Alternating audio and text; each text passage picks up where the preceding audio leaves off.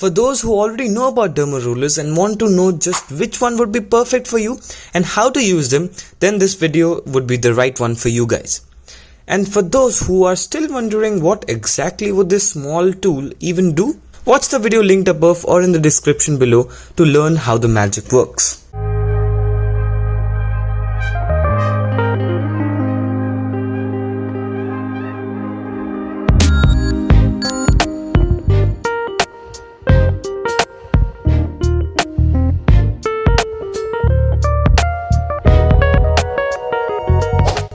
According to a study that experimented derma rolling with rats, found the most optimal increase in the hair growth in the ones that used 1mm derma rollers. So we would also suggest using the 1mm derma rollers for combating hair loss and regrowing your hair. Moreover, we also found that the micro needling procedure is the most effective when the needles are large enough to penetrate the epidermis, and that is achieved with the 1mm needle. You could start off with a 0.5mm needle and then switch to a 1mm needle eventually, maybe after a few months of derma rolling.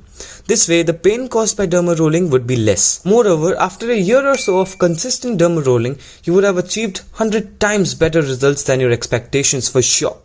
But if you don't receive the desired result within 7 to 8 months of derma rolling, then only we would recommend you to shifting to a 1.5 derma roller.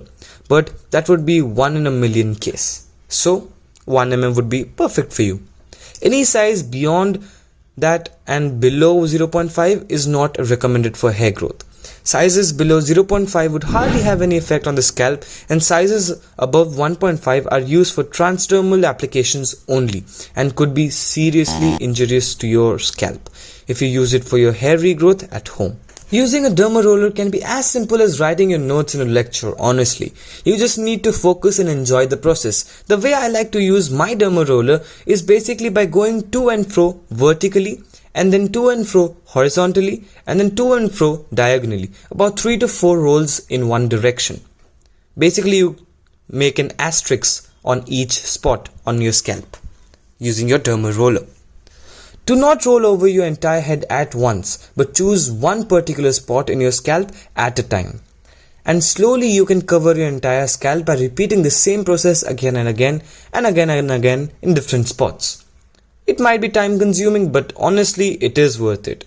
The question that most people ask while derma rolling is that how hard should I press the tool on the scalp?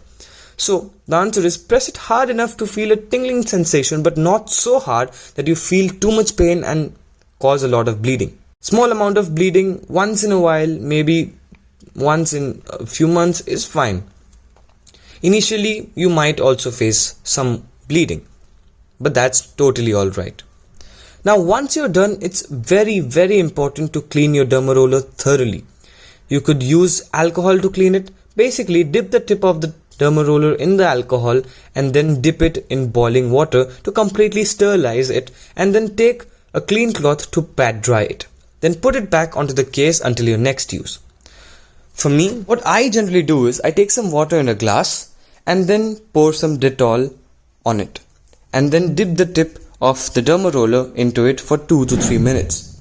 That it's completely sterilized. You can use any of the processes that I mentioned right now to clean your derma roller, but yes, do clean your derma roller.